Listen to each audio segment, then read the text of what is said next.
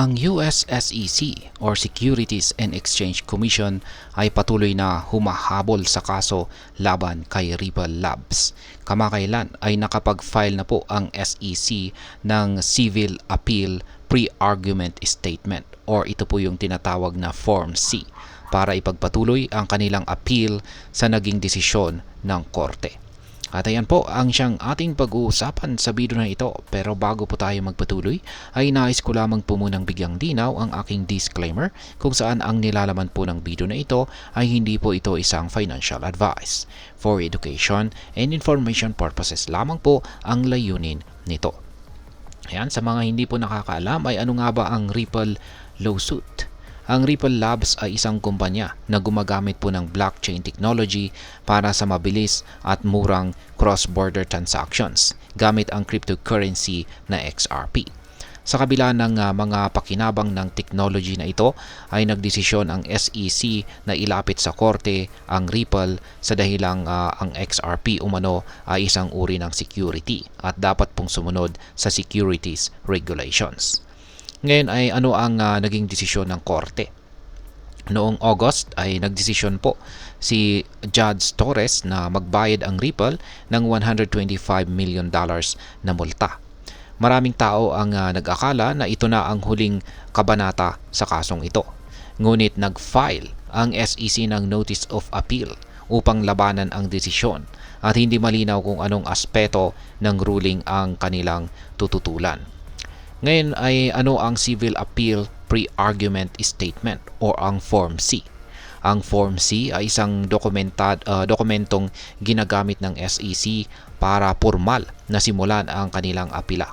Sa pamamagitan nito, ipinahayag nila na gusto nilang i-contest ang summary judgment ng korte.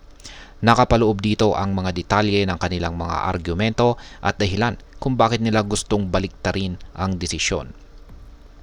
Ngayon, ang sunod na tanong ay ano ang mga bagay na i-contest ng SEC?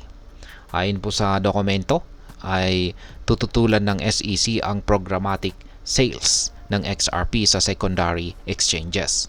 Kasama rin dito ang kanilang mga kaso laban kina Ginoong Brad Garlinghouse, siya po ang CEO ng Ripple, at si Ginoong Chris Larsen, siya naman po ang co-founder. Sinasabi ng SEC na ang mga personal offers at sales ng dalawang ito ay dapat bigyang pansin din. Ang iba pang alitan ay ang pag-offer ng XRP sa mga empleyado ng Ripple. Ngayon ay ano ang hindi i-contest ng SEC? Hindi kasama sa kanilang apila ang civil penalty na $125 million. Magiging komplikado ang kaso dahil sa aspetong ito na hindi nila tinutulan. Ngayon ay ano ang susunod na hakbang? Dahil nag-file ng appeal ang SEC, ay inaasahan na magfa-file din ng kanilang sariling Form C ang Ripple sa mga susunod na linggo. Inihayag ni Ripple Labs Chief Legal Officer Stuart Alderoty na ang cross-appeal na ito ay para wakasan na ang regulation by enforcement tactics ng SEC. Ngayon ay ano ang maaring mangyari? Marami pong haka-haka kung paano ito maglalaro sa hinaharap. Subalit may mga projection na posibleng matalo muli ang Ripple sa apila base sa kanilang limited success rate sa Second Circuit Court. Ngayon ay ano ang masasabi ko tungkol dito? Ang kaso ng SEC laban kay Ripple ay hindi lang ito tungkol sa isang kumpanya kundi pati na rin sa buong industriya ng cryptocurrency. Ang bawat hakbang ng SEC at Ripple ay sinusubaybayan dahil ang magiging desisyon dito ay maaring maging batayan sa mga susunod na hakbang ng regulators at blockchain companies. Sa ngayon ay mahalaga na maunawaan natin ang bawat detalye ng kaso upang makita kung paano ito makakaapekto sa hinaharap ng cryptocurrency market. At ayan, hanggang dito na lamang po tayo sa video na ito mga ka-crypto. Sana po ay inyong nagustuhan ang aking paliwanag sa video na ito. Kung inyo po itong nagustuhan, pakiclick lamang po ang like button nito.